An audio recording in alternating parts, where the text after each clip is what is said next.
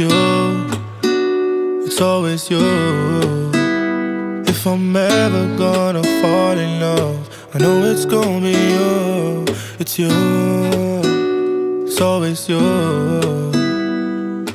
Met a lot of people, but nobody feels like you. So hey guys, I'm Chispa. And I'm Chito. And this is Chito's Chispa. Welcome to another Vlogmas day. Today we will be talking about how to plan a trip, how to plan like a snow getaway with your friends. So we posted a video about how to plan a Friendsmas, and we told you guys in that video that we would tell you guys how we're planning our snow trip with our family and friends. So basically, first things first, just like planning Friendsmas, you need to know exactly how many people are going, because we're going to divide the cost between everyone equally. And if somebody says they're going and then they're not going, it throws off the balance, and some people have to pay more than others, and it's just not fair. Get a solid group of people, give them at least a couple months heads up. Once you got that, we move on to step 2. Looking for your Airbnb. If you're looking for a hotel and stuff, obviously that's different because each person is responsible for their own room. But obviously, since it's a snow trip, we wanted to get a really nice cabin. So because of that, like Agustin said, you have to know who's going, because that determines the filters that you're looking for in your Airbnb. When you're looking for a place, you put like the location. We're going to be going to Big Bear, so we put in Big Bear. After that, you click on the filters and it's going to ask you whether you want a cabin, a house, how many rooms you want, how many bathrooms you want, how many beds you want, if you want a fireplace, like, so you input everything that you want. If there is 8 people going and 2 of them are couples, you don't need 4 rooms for those people. You need 2 rooms. So you have to, you know, obviously do the math, have some common sense, and figure out how many rooms you're gonna need, because the less rooms you get, the cheaper it's gonna be. But also you want everybody to have their own space and not feel uncomfortable. Ask everybody, give them different options, and also check that the requirements fit your guys' needs. For us, none of us are over 25, and a lot of the places asked for you to be over 25 or things like that, or everybody that was going to the house had to be 21 and over or 18 and over. And so little things like that, you have to check them out before trying to reserve the place. But yeah, so ask everybody which place they like better and what price range they feel comfortable with, so that everybody's on the same page.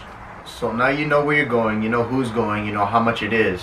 First of all, to be able to even rent the house, there's 2 payments. Your first payment is in advance. It's when you reserve it. So you got to put the first half down, and then I think like a week or 2 before you actually go, you got to put the rest. So save up in advance. Make sure that you do it with enough planning ahead that everyone can afford it, because not everyone, just because you think you got money or just because everything's going well for you, some others, like some people are struggling. So be considerate, think ahead, and yeah, it should be a cool trip. Since it's snowing and we're going to Big Bear, we got to think, okay, we need to take multiple vehicles, and each of these vehicles need to have at least 4-wheel drive or chains.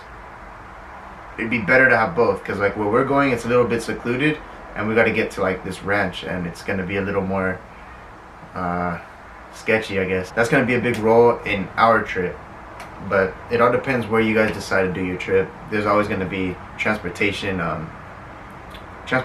not issues, but things to talk about, because some people want to get an Airbnb in Hawaii. Now it's like, you got to get a plane or a cruise ship or something. So think about your transportation, who's going to get you there, how you're going to get there, how you're going to get back. Now, a little bit before you guys go on the trip, you need to discuss the activities that you're going to be doing. Whether if somebody wants to go skiing and the other half of the group doesn't want to go, you guys need to talk about that stuff so that you can make a coordinated plan of what you're going to do every day, so everybody's on the same page and your group doesn't get divided and then it like ruins the trip. So we talked about it and said that most of the time we want to spend in the cabin. We got a pretty expensive place, and the reasoning for that was because we knew that it was going to be snowing, that maybe we weren't going to be able to go outside, so we wanted a nice place that everybody was going to feel comfortable in to stay. So that's why we used most of the money to get a nice place. Other people don't care about the place that they're staying at, and instead they want to go skiing or they want to go on a freaking hot air balloon ride. Like, it really depends. So you have to talk to the people in your group about what exactly they want to do. So one of the activities that we all said we wanted to do was a Secret Santa. Since we are going to be having our friends miss over there, we all got matching pajamas, and that was something that we had to coordinate. Everybody go get these pajamas at this store, and everybody has to have the same type. Check if you have the sizes. If not, we have to order them. And then for the Secret Santa, we had to put everybody's name in a hat, and then Agustin's brother sent everybody the Secret Santa that they got. Obviously, you have to do that ahead of time so that everybody can get their gift and have it wrapped or ready to go before they go on the trip. So all the activities, you need to talk about that kind of stuff before you guys head up there. So, this case, we had a little meeting, and we actually spoke about what we wanted to eat, what we didn't want to eat, how much of the food we needed, like the ingredients and everything. We all came to an agreement. We're all making food. For example, just break it down. Let's start with breakfast for each day that you're there. What are we gonna have for breakfast day 1, breakfast day 2, breakfast day 3? From there, main dishes, let's say you say pancakes and freaking pancakes, eggs, and whatever. Another day we'll have menudo with tamales. The tamales that were left over from last night's dinner. So I mean, you can start building up on each other, but just break it down into different categories, and then from there you just fill it in. Breakfast, lunch, dinner each day. Day 1, 2, 3, 7. I don't know. Depends how long you're gonna be there. I would tell you guys to really think about what you're going to be taking up there. You don't need a meal for every single day. Like one of the days we said we do want to go out and take pictures in the snow and everything, and we're already going to be outside, so we want to cook mostly in the house, but we know that for us to be outside and everything and then get back and then start cooking, and by the time the food is ready, like we're already going to be hungry. So we said, okay, the day that we go out and take pictures in the snow and everything, we're going to go eat out somewhere. We're going to find somewhere, and that's the day that we're gonna like go to a restaurant. It's best to work as a team. You know what I mean? It's best to work as a team. So before you even take off, how I do it, how I've done it in trips before with my friends, we all say, okay, everybody put $40. $40 in this hat right here. Boom, everybody puts $40 for the week trip. $40 each, right? So we've got like what? Around $400, $500. With that money, we're gonna buy all our groceries. We're gonna pay for dinner. We're gonna pay for whatever we need, for gas, for everything together. You know, and it's just the easiest for me. Instead of, okay, well, who's gonna pay for this time? And somebody has to pull out their wallet and pay this. It's like, oh, how much did you pay for this? No, everybody put in 40, and then once that our little personal friend bank is getting low, everybody pulls out a 10, pulls out a 20, and we fill it up again. Yep. That's the best way to do it. And that way also you make sure that everybody's putting in the same amount of money for everything. Because if you say, okay, Christina, you're going to buy like breakfast day number 1, and breakfast day number 1 was like $70, and the dinner was $30, and I bought that, like, yes, we're each buying a meal, but it's not the same, you know? Yeah. And some people could get bitter or whatever. Yep. So it's better to just be like, no, we each put in this amount, and then like he said, when you're running low, then you start putting in more. Well, what happens with the money left over? It's either just spend the rest of the money on something for everyone, or divide it evenly back to everyone. Yep. Simple.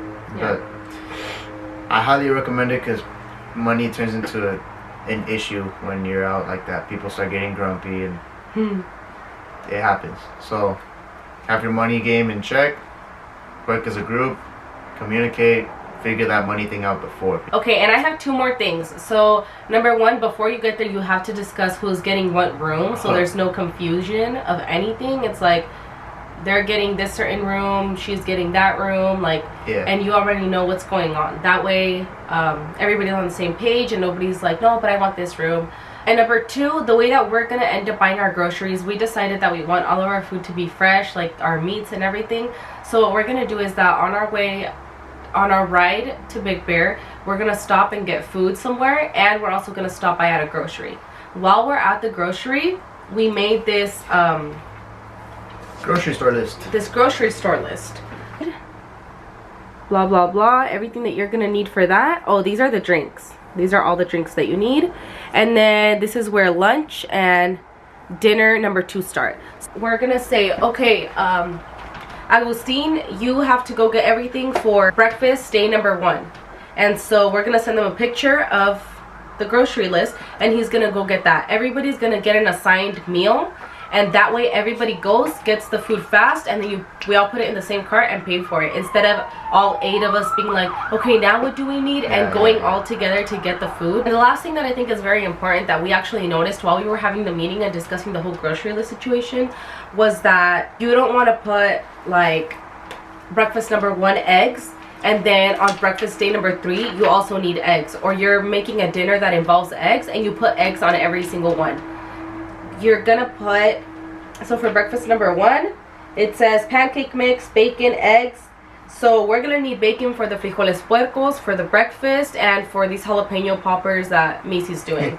So next to the bacon you're gonna put 4 packs, so that person already has all the bacon and separate people aren't getting like those amounts, or like 4 boxes of eggs because you put eggs on 3 different meals, you know what I mean? So just put the exact amount that you want on there so that everybody knows, and not everyone's on the group chat when we're at the grocery store, wait, how many broccoli things do I get, wait, how many things of milk, you know? So just have all of that very, very planned out so that it's an easy trip. Like my friend Missy said, it's very important to have your trip planned out, because if not, it just causes frustration for everybody. The more planned the things are, the smoother better it goes. Yep. You don't have to think. And the funner it is. But yeah, so like she said, don't just put I need bacon, pancake mix, and eggs. Put how much? We need 2 boxes of pancake mix. We need what, 36 eggs. So whatever. And if you're picky on the brand, then you need to put the brand too. Yep. So that they don't get the wrong one. You see how like in detail we actually go? How anyone could just say, yeah, I want to do this trip and go here. Yeah, it starts with that, but then you have to put in all this work and make sure, just like anything, the more preparation you put in on the day of having to actually perform and finish this task or do what you got to do, it's going to go way easier because you're prepared for it. Yep. Just like in anything. So put in the time, effort now, so that way when you're there, you're just coasting. You're not struggling. This trip took a lot of preparation and a lot of planning and a lot of cooperating and a lot of different opinions come together, but honestly it's gonna be so worth it. Honestly, we haven't even been difficult like that. Like, well, all of us are really good friends, so we all get along, and if someone's like, you know what, I think we should do this instead, we were very good at communicating and changing it up, and everybody wasn't like picky about where we were staying or whatever. So it was get a good group of friends that aren't gonna be troublemakers. Step 1. Yeah, step 1. We forgot to mention that. Step 1. Yeah, mama. And we are going to be vlogging that whole trip, so you guys will get to come along and see how everything goes down, what happens, what goes right and what goes wrong, and then hopefully you guys will be able to learn for your trips that you plan with your friends what was the right thing to do and for your own experience. Your own experience.